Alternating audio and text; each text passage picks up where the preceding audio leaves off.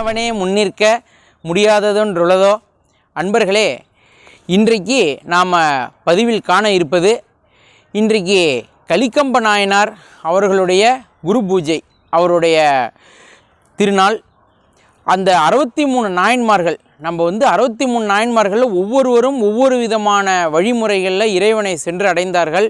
இறைவனும் ஒவ்வொரு விதமாக அவர்களிடம் திருவிளையாடல் புரிந்து அவர்களை ஆட்கொள்வார். இந்த 63 நாயன்மார்கள் வரலாறை நாம் படித்தோம்னா ஒத்தொத்தருக்கும் ஒரு விதமான அனுபவங்கள் இருக்கும். அது படிக்கும் பொழுது நம்மளுக்கு இப்படி ஒரு சிவனுடைய திருவிளையாடல் இருக்குமா, இப்படிலாம் இவங்க சிவனுக்காக உடலை வருத்தி மனதை வருத்தி கொண்டு சிவனை அடைந்தார்களா அப்படின்னு நமக்கு ரொம்ப ஆச்சரியமாக இருக்கும். அப்படி ஆச்சரியப்படக்கூடிய அளவில் இருக்கக்கூடிய நாயன்மார்களில் ஒருத்தர் தான் கலிக்கம்ப நாயனார். அவர் பார்த்திங்கன்னா அவருடைய வரலாறு என்னென்னு கேட்டிங்கன்னா, அவர் ஒரு வியாபாரி.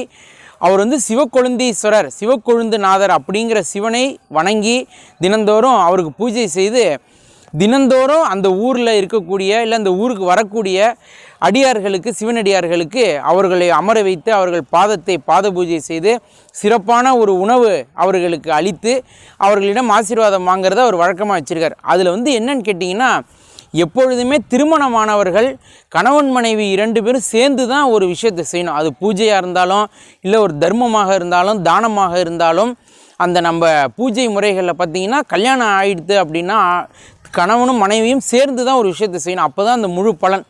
அப்படி இவர் கலிக்கம்ப நாயனார் அவரோட மனைவியோடு சேர்ந்து தான் தினந்தோறும் அந்த வழிபாடுகள்லாம் செய்கிறார் அடியார்களுக்கு. அப்போது ஒரு நாள் பார்த்திங்கன்னா ஒரு சிவனடியார் வரார். அவரை இருக்கையில் அமர வைத்து அவருக்கான பாத பூஜை செய்கிறதுக்கான பால், அந்த தண்ணி எல்லாம் எடுத்து வச்சுருக்கார். உணவெல்லாம் தயார் பண்ணி வச்சு எல்லாம் எடுத்து, அப்போ ஒரு மனைவி அங்கேருந்து பாத பூஜைக்காக அப்படி குனியும் பொழுது அப்போ தான் அந்த சிவனடியாரோட முகத்தை அவங்க நிமிந்து பார்க்குறாங்க.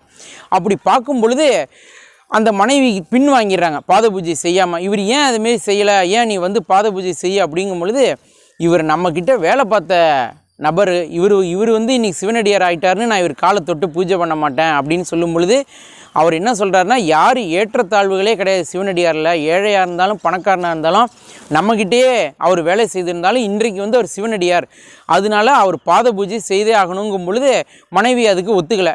அவர் ஒரு கட்டம் பேசி பார்த்து அவருக்கு கோபம் வரவும் கத்தி எடுத்து அவர் மனைவியோடைய கையையே வெட்டிட்டு அப்போ உடனே என்ன பண்ணிடுறாருன்னா, சிவபூஜை அங்கே நிற்கக்கூடாதுன்னு உடனே அவருக்கு பாத பூஜையை தான் செய்கிறார். பாத பூஜை செய்து அவரை தொட்டு வணங்கி ஆசீர்வாதம் வாங்குறார்.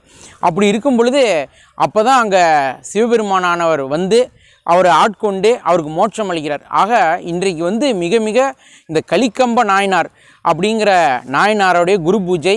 அனைவரும் சிவபெருமானை வேண்டி வணங்கி அவருடைய இறையருள் பெறுவோம். நல்லதையே நினைப்போம், நல்லதையே செய்வோம், நல்லதே நடக்கும். எல்லாம் நன்மைக்கே.